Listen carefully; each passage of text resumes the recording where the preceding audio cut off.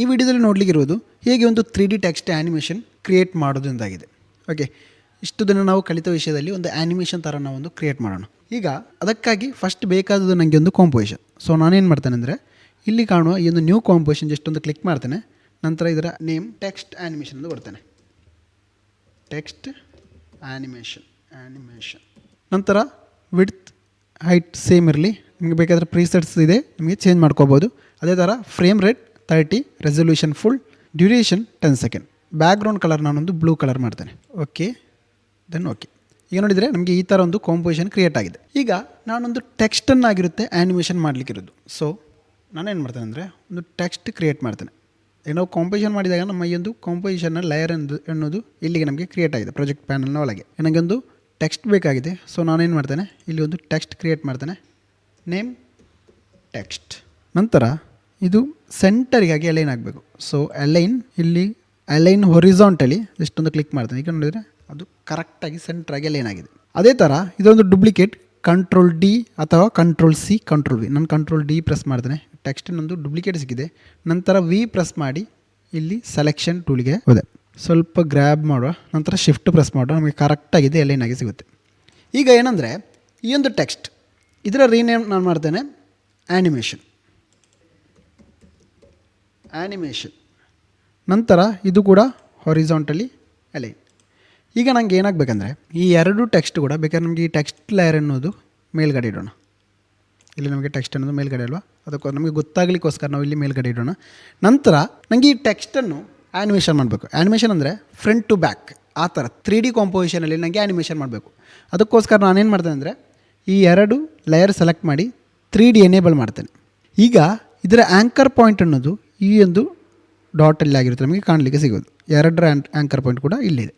ಈಗ ನಾನು ರೊಟೇಟ್ ಮಾಡುವ ಸಮಯದಲ್ಲಿ ನಾನು ಸೆಲೆಕ್ಟ್ ಮಾಡಿ ಆರ್ ಮಾಡ್ತೇನೆ. ಆರ್ ರೊಟೇಟ್ ಮಾಡುವ ಸಮಯದಲ್ಲಿ ನಿಮಗೆ ಕಾಣ್ಬೋದು ಆ ಒಂದು ಆ್ಯಂಕರ್ ಪಾಯಿಂಟನ್ನು ಹಿಂಬಡಿಸಿ ಆಗಿರುತ್ತೆ, ಇದು ರೊಟೇಟ್ ಆಗೋದು. ಕಂಟ್ರೋಲ್ ಝೆಡ್ ಈ ಥರ. ಬಟ್ ನನಗೆ ಈಗ ಈ ಥರ ಬೇಡ. ನಾನೇನು ಮಾಡ್ತೇನೆ ಅಂದರೆ ಈ ಒಂದು ಆ್ಯಂಕರ್ ಪಾಯಿಂಟನ್ನು ಈ ಒಂದು ಪೋರ್ಷನಲ್ಲಿ ತಂದಿಡ್ತೇನೆ. ಈ ಒಂದು ಪೋರ್ಷನ್ನು ಹಿಂಬಡಿಸಿ ನನಗೆ ಅದು ರೊಟೇಟ್ ಆದರೆ ಸಾಕು. ಇಲ್ಲಿ ನಾನೇನು ಮಾಡ್ತೇನೆ ಅಂದರೆ PAN behind anchor point tool ತೆಗೆದು ಈ ಒಂದು ಟೆಕ್ಸ್ಟನ್ನು ನಾನೇನು ಮಾಡ್ತೇನೆ ಅಂದರೆ ಗ್ರ್ಯಾಬ್ ಮಾಡ್ತೇನೆ. ಇದನ್ನು ಸೆಲೆಕ್ಟ್ ಮಾಡುವ, ಬೇಕಾದ್ರೆ ನಮಗೆ ಈಗ ಒಂದು ಸಲ ಇದನ್ನು ಡಿಸೇಬಲ್ ಮಾಡುವ. ನಂತರ ಈ ಒಂದು ಆ್ಯಂಕರ್ ಪಾಯಿಂಟ್ ಗ್ರ್ಯಾಬ್ ಮಾಡಿ ಇಲ್ಲಿಡುವ. ಕಂಟ್ರೋಲ್ ಪ್ರೆಸ್ ಮಾಡಿದರೆ ನಮಗೆ ಕರೆಕ್ಟ್ ಆ ಒಂದು ಡಾಟಲ್ಲಿ ನಮಗೆ ಪ್ಲೇಸ್ ಆಗುತ್ತೆ. ಈ ಒಂದು ಪೊಸಿಷನ್ ನಾನು ಇಡ್ತೇನೆ. ಅದೇ ಥರ ಈ ಒಂದು ಆ್ಯನಿಮೇಷನ್ ಅನ್ನುವ ಈ ಒಂದು ಲೇಯರ್ ಕೂಡ ಸೇಮ್ ಮೆಥಡ್ ಗ್ರ್ಯಾಬ್ ಮಾಡುವ, ನಂತರ ಕಂಟ್ರೋಲ್ ಪ್ರೆಸ್ ಮಾಡುವ. ಈಗ ಎರಡರ ಆ್ಯಂಕರ್ ಪಾಯಿಂಟ್ ಕೂಡ ನೋಡಿದರೆ ಇಲ್ಲಿರುತ್ತೆ. ಈಗ ನಾನು ಆರ್ ಪ್ರೆಸ್ ಮಾಡಿದ್ದೇನೆ. ಇಲ್ಲಿ ನನಗೆ 3D ಎನೇಬಲ್ ಅಲ್ಲ. ಈಗ ನಾನು ರೊಟೇಟ್ ಮಾಡೋ ಸಮಯದಲ್ಲಿ ನನಗೆ ಈ ಥರ ಆಗಿರುತ್ತೆ, ಇದು ರೊಟೇಟ್ ಆಗೋದು. ಬಟ್ ನನಗೆ ಈಗ ಫ್ರಂಟ್ ಟು ಬ್ಯಾಕ್ ಆಗಿರುತ್ತೆ ನನಗೆ ಬೇಕಾದದ್ದು. ಸೊ ಎರಡು ಕೂಡ ಸೆಲೆಕ್ಟ್ ಮಾಡಿ 3D ಎನೇಬಲ್, ಎರಡಕ್ಕೂ ಕೂಡ ಈಗ 3D ಎನೇಬಲ್ ಆಗಿದೆ. ನಂತರ ನಾನು ಏನು ಮಾಡ್ತೇನೆ ಅಂದರೆ ಇದು ಲಾಸ್ಟ್ ಫ್ರೇಮಲ್ಲಿ ಈ ಥರ ಇರಬೇಕು, ಇಲ್ಲಾಂದರೆ ಈ ಒಂದು 8 ಸೆಕೆಂಡ್ ಈ ಒಂದು ಪೊಸಿಷನಲ್ಲಿ ಇದು ಈ ಥರವೇ ಇರಬೇಕು. ಸೊ ನಾನೇನು ಮಾಡ್ತೇನೆ ಅಂದರೆ ಎಕ್ಸ್ ಡೈರೆಕ್ಷನ್ಗೆ ಒಂದು ಕೀ ಫ್ರೇಮ್ ಆ್ಯಡ್ ಮಾಡ್ತೇನೆ. ಇದಕ್ಕೆ ಕೂಡ, ನಂತರ ಇದಕ್ಕೆ ಕೂಡ, ಎರಡಕ್ಕೂ ಕೂಡ ಎಕ್ಸ್ ಡೈರೆಕ್ಷನ್ ಒಂದು ಕೀ ಫ್ರೇಮ್ ಆ್ಯಡ್ ಮಾಡಿದೆ. ನಂತರ ಫಸ್ಟ್ ಫ್ರೇಮ್ಗೆ ಒಂದು ಇದು ಸ್ವಲ್ಪ ರೊಟೇಟ್ ಮಾಡ್ತೇನೆ, ಲೈಕ್ ಈ ಥರ. ಎರಡೂ ಕೂಡ ಸೆಲೆಕ್ಟ್ ಮಾಡಿ ಆ್ಯನಿಮೇಷನ್ ಮತ್ತು ಟೆಕ್ಸ್ಟ್ ಎರಡೂ ಕೂಡ ಸೆಲೆಕ್ಟ್ ಮಾಡಿ ರೊಟೇಟ್ ಮಾಡ್ತೇನೆ ಎಕ್ಸ್ ಡೈರೆಕ್ಷನಲ್ಲಿ. ಎಷ್ಟು ಡಿಗ್ರಿ? 90 ಡಿಗ್ರಿ. ಏನಿದೆ ನಮಗೆ ಈ ಥರ ರೊಟೇಟ್ ಆಗಿದೆ. ಬಟ್ ಇದು ಪರ್ಫೆಕ್ಟಾಗಿ ನನಗೆ ರೊಟೇಟ್ ಆಗಲಿಲ್ಲ. ಸೊ ಟೆಕ್ಸ್ಟನ್ನು ಸ್ವಲ್ಪ ನನಗೆ ರೊಟೇಟ್ ಮಾಡಬೇಕು, ಈ ಥರ ಆಗಬೇಕು. ನನಗೆ ಇದು ಕಾಣಬಾರ್ದು, ಆ ಥರ ಆಗಿರಬೇಕು. ನನಗೆ ಇದು ರೊಟೇಟ್ ಆಗಬೇಕಾದದ್ದು. ಸೇಮ್ ಮೆಥಡ್ ನಮಗೆ ಈ ಒಂದು ಆ್ಯನಿಮೇಷನ್ಗೆ ಕೂಡ ನಮಗೆ ಅದೇ ಥರ ನಮಗೆ ಕೊಡ್ಬೋದು, ಲೈಕ್ ಎಸ್ ಈ ಥರ. ಈಗ ನಾನು ಪ್ಲೇ ಮಾಡೋ ಸಮಯದಲ್ಲಿ ನಮಗೆ ಕಾಣ್ಬೋದು ಈ ಥರ ಒಂದು ಆ್ಯನಿಮೇಷನ್ ನಮಗೆ ಈಗ ಕ್ರಿಯೇಟ್ ಆಗಿದೆ. ಪ್ಲೇ ಮಾಡಲಿಕ್ಕೆ ಇಷ್ಟೊಂದು ಸ್ಪೇಸ್ ಬಾರ್ ಕ್ಲಿಕ್ ಮಾಡಿದರೆ ಸಾಕು. ಇದು ನಮ್ಮ ಫಸ್ಟ್ ಪ್ರೋಸೆಸ್ ಮಾತ್ರ ಕಂಪ್ಲೀಟ್ ಆದದ್ದು. ಇನ್ನು ನನಗೆ ಏನು ಮಾಡಬೇಕಂದ್ರೆ ಈ 2 ಸೆಕೆಂಡಿಗೆ ಒಂದೊಂದು ಆ್ಯನಿಮೇಷನ್ ಕೊಡಬೇಕು. ಸೊ ನಾನೇನು ಮಾಡ್ತೇನೆ ಅಂದರೆ 2 ಸೆಕೆಂಡಿಗೆ ಬಂದೆ, ಇಲ್ಲದ್ರೆ ಸ್ವಲ್ಪ ಮುಂದೆ ಕೂಡ ಇಡ್ಬೋದು. ಇಲ್ಲಿಗೆ ಬಂದು ಇದರ ಆ್ಯನಿಮೇಷನ್ ಅನ್ನೋದು ಎರಡು ಲೇಯರ್ ಕೂಡ ಸೆಲೆಕ್ಟ್ ಮಾಡ್ತೇನೆ, ಕಂಟ್ರೋಲ್ ಪ್ರೆಸ್ ಮಾಡಿ. ದೆನ್ ರೊಟೇಷನ್ ಎಕ್ಸ್ ಡೈರೆಕ್ಷನಲ್ಲಿ ಸ್ವಲ್ಪ ಫ್ರಂಟಿಗೆ ಇಡ್ತೇನೆ, ಲೈಕ್ ಈ ಥರ. ನಂತರ ಇಲ್ಲಿ ಮೌಸ್ ಪಾಯಿಂಟ್ ಇಟ್ಟು ಎಗೇನ್ ಬ್ಯಾಕ್ ಈ ಥರ. ಇಲ್ಲಿ ಮೌಸ್ ಪಾಯಿಂಟ್ ಇಟ್ಟು ಅಗೇನ್ ಫ್ರಂಟ್, ಇಷ್ಟು ಬೇಡ, ಇಷ್ಟು ಸಾಕು. ನಂತರ ಇಲ್ಲಿ ಮೌಸ್ ಪಾಯಿಂಟ್ ಇಟ್ಟು ಅಗೇನ್ ಬ್ಯಾಕ್, ಇಷ್ಟು ಸಾಕು. ಓಕೆ, ಈಗ ನಾನು ಪ್ಲೇ ಮಾಡ್ತೇನೆ. ಈಗ ನಾವು ಪ್ಲೇ ಮಾಡೋ ಸಮಯದಲ್ಲಿ ನಮಗೆ ಕಾಣ್ಬೋದು ಈ ಥರ ಆಗಿರುತ್ತೆ. ನನಗೆ ಆ್ಯನಿಮೇಷನ್ ಇದು ಸಿಕ್ಕಿದ್ದು. ಇದು ರೆಂಡರ್ ಆಗ್ತಾ ಉಂಟು. ರೆಂಡರ್ ಆದಮೇಲೆ ನಮಗೆ ಪರ್ಫೆಕ್ಟಾಗಿ ಸ್ಮೂತಾಗಿ ನಮಗಿದು ಪ್ಲೇ ಆಗುತ್ತೆ. ಈಗ ನಾನು ಪ್ಲೇ ಮಾಡ್ತೇನೆ ಲೈಕ್ ಈ ಥರ. ಈಗ ನಮಗೆ ಪರ್ಫೆಕ್ಟಾಗಿ ಸಿಕ್ಕಿತ್ತು. ಬಟ್ ಏನಂದರೆ ಈ ಒಂದು ಕೀ ಫ್ರೇಮಿಗೆ ನೋಡಿದರೆ ಎಲ್ಲ ಲೀನಿಯರ್ ಆಗಿ ನಮಗೆ ಕಾಣ್ತಾ ಉಂಟು. ಈ ಒಂದು ಡಾಟ್ ಇರೋದು ಇದು ಲೀನಿಯರ್ ಆಗಿರುತ್ತೆ.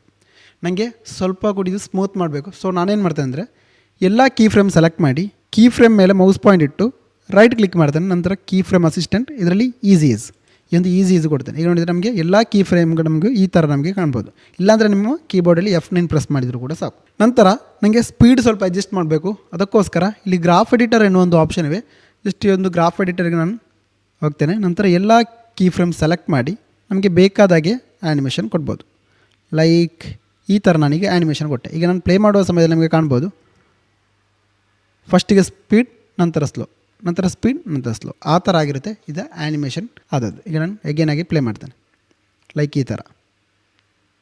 S, it's perfect. ಇದು ನನಗೆ ಪರ್ಫೆಕ್ಟಾಗಿ ಈಗ ಆ್ಯನಿಮೇಷನ್ ರೆಡಿಯಾಗಿದೆ. ಅದೇ ಥರ ಇಲ್ಲಿ ಆದಮೇಲೆ ನನಗೆ ಇನ್ನೊಂದು ಆ್ಯನಿಮೇಷನ್ ಬೇಕು. ನಾನು ಏನು ಮಾಡ್ತೇನೆ ಅಂದರೆ ಸ್ವಲ್ಪ ಫ್ರೇಮ್ ಮುಂದ್ಗಡೆ ಇಟ್ಟು 2 ಲೇಯರನ್ನು ಕೂಡ ನಾನು ಸೆಲೆಕ್ಟ್ ಮಾಡ್ತೇನೆ. ನಂತರ ವೈ ಡೈರೆಕ್ಷನಲ್ಲಿ ಒಂದು ಕೀ ಫ್ರೇಮ್ ಹೊಡ್ತೇನೆ. ಇನ್ನು ಸ್ವಲ್ಪ ಮುಂದೆ ಇಟ್ಟು ವೈ ಡೈರೆಕ್ಷನಲ್ಲಿ ರೊಟೇಟ್ ಮಾಡ್ತೇನೆ 90 ಡಿಗ್ರಿ ರೊಟೇಟ್. ಈಗ ನಾನು ಪ್ಲೇ ಮಾಡ್ತೇನೆ ಲೈಕ್ ಇದು. ಈಗ ಈ ಥರ ನಮಗೆ ಅದು ಆ್ಯನಿಮೇಷನ್ ಸಿಕ್ಕಿದೆ. ನಮಗೆ ಬೇಕಾದರೆ ಇದನ್ನು ಕೂಡ ನಮಗೆ ಸೇಮ್ ಈಸೀಸ್ ಮಾಡಿ ನಂತರ ಏನು ಮಾಡ್ಬೋದು, ಆ ಒಂದು ಗ್ರಾಫ್ ಎಡಿಟರ್ಗಿಟ್ಟು ಸ್ಪೀಡ್ ಅಡ್ಜಸ್ಟ್ ಮಾಡ್ಕೋಬೋದು. ನಾನು ಏನು ಮಾಡ್ತೇನೆ ಅಂದರೆ 2 ಲೇಯರ್ ಕೂಡ ಸೆಲೆಕ್ಟ್ ಮಾಡ್ತೇನೆ.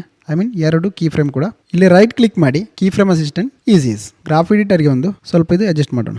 ಆಲ್ಟ್ ಪ್ರೆಸ್ ಮಾಡಿ ಸ್ವಲ್ಪ ಝೂಮ್ ಮಾಡಿ ನಾನು ಏನು ಮಾಡ್ತೇನೆ ಅಂದರೆ ಸ್ವಲ್ಪ ಅಡ್ಜಸ್ಟ್ ಮಾಡ್ತೇನೆ. ಇದು ಸ್ವಲ್ಪ ಅಡ್ಜಸ್ಟ್ ಮಾಡೋಣ. ನಂತರ ಇಟ್ಸ್ ಪರ್ಫೆಕ್ಟ್. ಈಗ ನಾನು ಪ್ಲೇ ಮಾಡ್ತೇನೆ. ಎಸ್, ಈ ಥರ ನನಗೆ ಏನಾಗಿದೆ ಈಗ ಆ್ಯನಿಮೇಷನ್ ಸಿಕ್ಕಿದೆ. ಇದಾಗಿರುತ್ತೆ ನಮ್ಮ 3D ಕಾಂಪೋಸಿಷನ್ ಆ್ಯನಿಮೇಷನ್.